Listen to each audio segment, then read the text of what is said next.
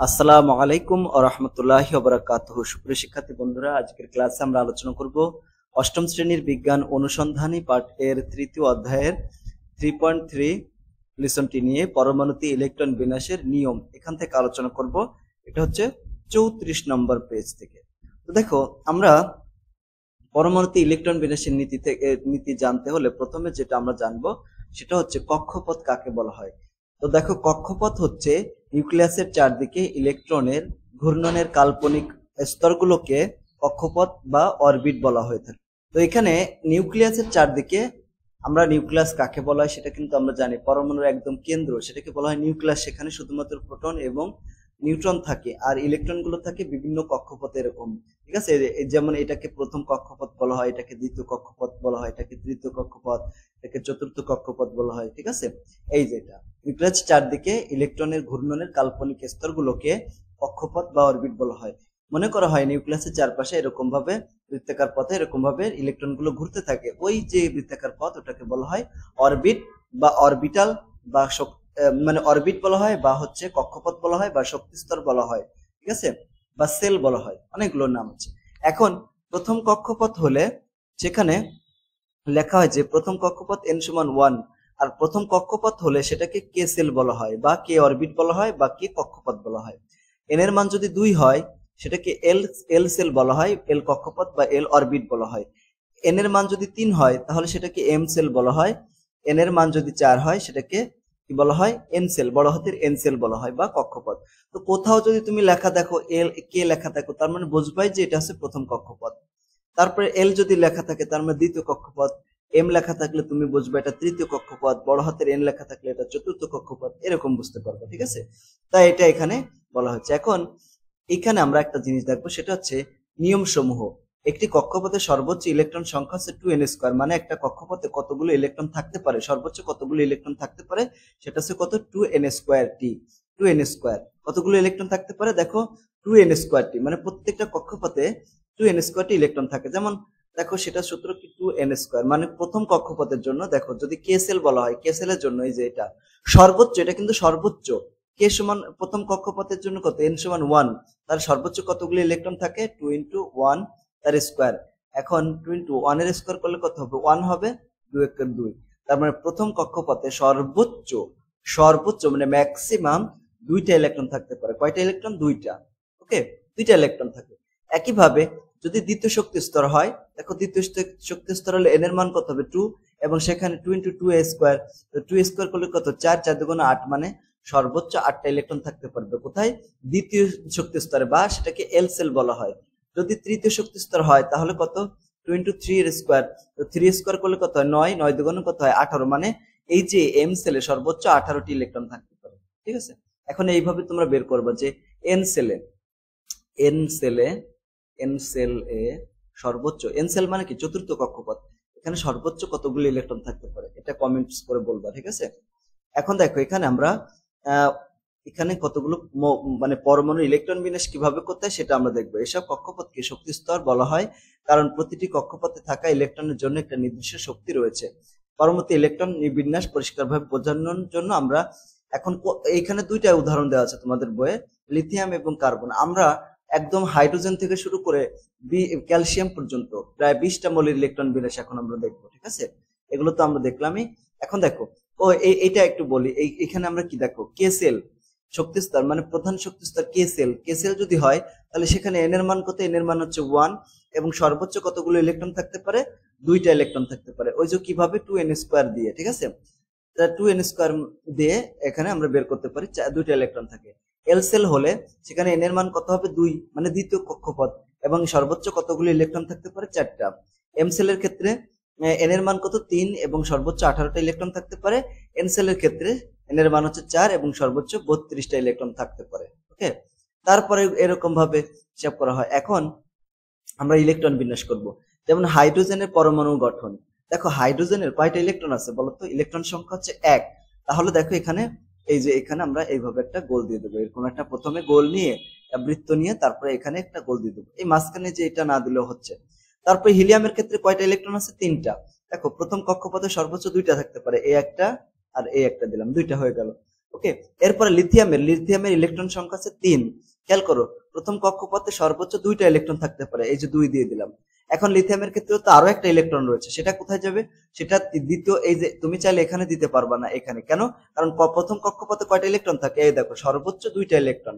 তাহলে এখানে থাকতে পারবে না, তাহলে পরের শক্তি স্তরে চলে যেতে হবে। তার মানে এখানে থাকতে পারবে না, পরে আর একটা শক্তি স্তর দিতে হবে, এটা এইখানে থাকবে ইলেকট্রনটা। ঠিক আছে, লিথিয়ামেরটা শেষ। এরপরে দেখো বেরিলিয়ামের 4 ইলেকট্রন। তার মানে এখানে প্রথমে 2টা আছে, একটা, এই একটা, 2টা, আরো 2টা আছে। তাহলে প্রথম কক্ষপথে তো আর জায়গা হবে না, তাহলে দ্বিতীয় কক্ষপথে চলে যেতে হবে, এই একটা দিয়ে দিলাম। তার মানে লিথিয়ামের 4টা ইলেকট্রন দেওয়া হয়ে গেল। এরপরে বোরনের হচ্ছে 5টা হলে দেখো, প্রথম কক্ষপথে 2টা, তারপরে আরো 3টা রয়েছে। তার মানে দ্বিতীয় কক্ষপথে তো সর্বোচ্চ 8টা ইলেকট্রন থাকতে পারে, তো 2টা, একটা, 3টা। কার্বনের ক্ষেত্রে কার্বন হচ্ছে 6, তাহলে প্রথম কক্ষপথে আছে 2টা, একটা, এই 2টা। দ্বিতীয় কক্ষপথে 4টা ইলেকট্রন আছে, তাহলে একটা, 2টা, একটা, 3টা এবং একটা, 4টা। কারণ দ্বিতীয় কক্ষপথে আরো 4টা দেওয়া যাবে, মোট 8টা ইলেকট্রন থাকতে পারে। তারপর দেখো এখানে নাইট্রোজেন আছে 7টা যদি হয়, তাহলে প্রথম কক্ষপথে একটা, 2টা, তারপর দ্বিতীয় কক্ষপথে একটা, 2টা, মানে 4টা হলো, একটা 5টা, একটা 6টা এবং একটা 7টা। অক্সিজেনের ক্ষেত্রে 8টা ইলেকট্রন রয়েছে, তো প্রথম কক্ষপথে কয়টা হবে? একটা, 2টা, 3টা, 4টা, 5টা, 6টা, 7টা, এই 8টা।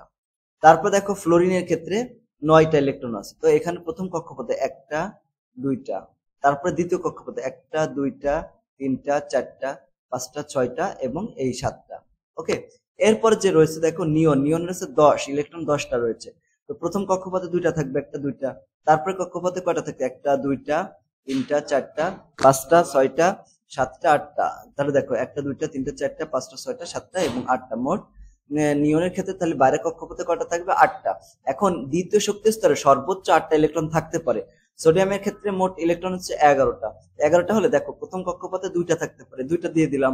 তারপরে কক্ষপথে কয়টা? একটা, 2টা, 3টা, 4টা, 5টা, 6টা, 7টা, 8টা, মোট তাহলে কয়টা হলো? 10টা। কিন্তু সোডিয়ামের আরো একটা ইলেকট্রন রয়েছে, তুমি চাইলে এখানে কি দিতে পারবা এরকম ভাবে?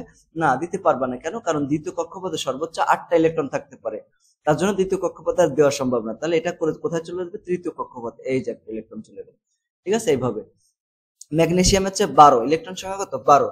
প্রথম কক্ষপথে 2টা, একটা, এই 2টা, তারপরে কক্ষপথে 8টা থাকবে, একটা, 2টা, 3টা, 4টা, 5টা, 6টা, 7টা, 8টা, তাহলে মনে কর 10টা, 11, এই 12টা।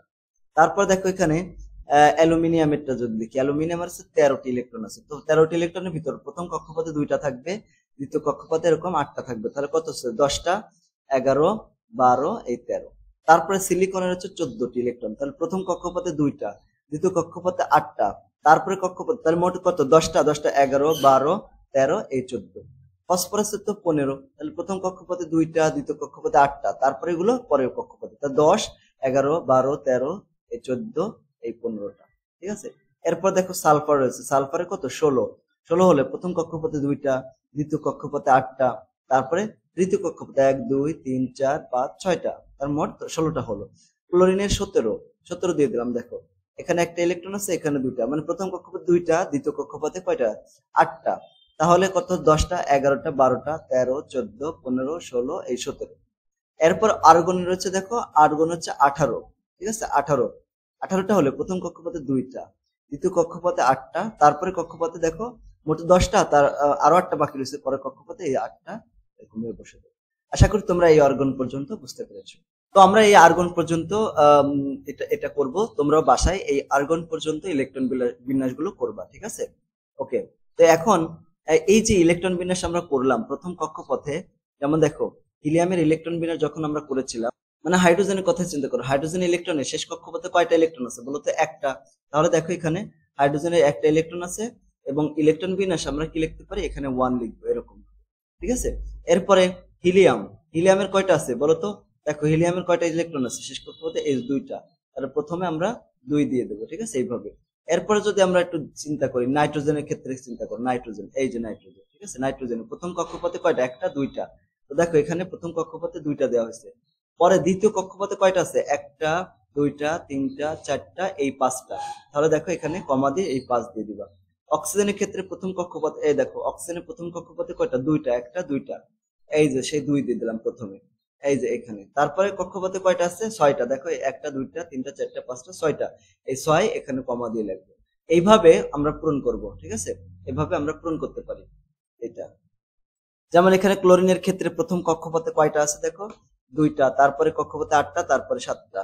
ব্রোনের ক্ষেত্রে মোট ইলেকট্রন সংখ্যা আছে 5, তাহলে ব্রোন সংখ্যা প্রথমে আছে কয়টা? 2টা, তাই না? তারপরে আছে কয়টা? 3টা, এরকম। সালফারের ক্ষেত্রে কয়টা আছে? প্রথমে আছে 2, তারপরে কয়টা? 8টা, তার 10টা হলো, পরেরটা আছে 6টা। আর্গনের ক্ষেত্রে প্রথমে 2টা আছে, তারপরে 8টা, এবং তারপরে কত? 8টা ইলেকট্রন রয়েছে, ঠিক আছে? এইভাবে আমরা ইলেকট্রন বিন্যাস করে ফেলতে পারি। এখন আমি আরো কতগুলো বিষয় দেখালাম। যেমন দেখো এখানে পারমাণবিক সংখ্যা 1 কার? হাইড্রোজেনের। হাইড্রোজেনের এই যে ওখানে দেখো 1 কমা দিয়ে লেখা হয়েছে না?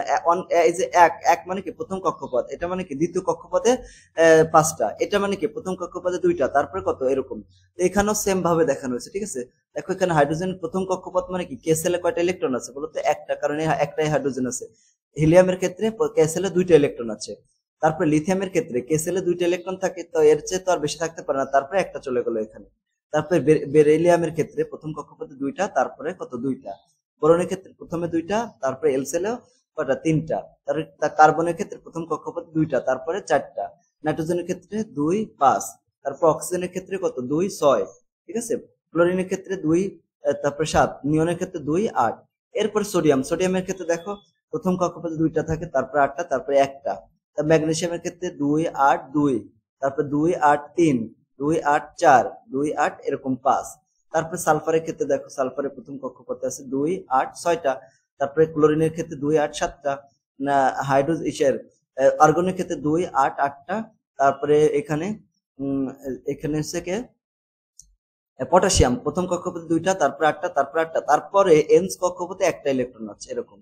ক্যালসিয়ামের ক্ষেত্রে এই সেম এরকম ভাবে পরের কক্ষপথে 2টা ইলেকট্রন আছে, বুঝছো? আশা করি তোমরা এটা বুঝতে পেরেছো, তাই না?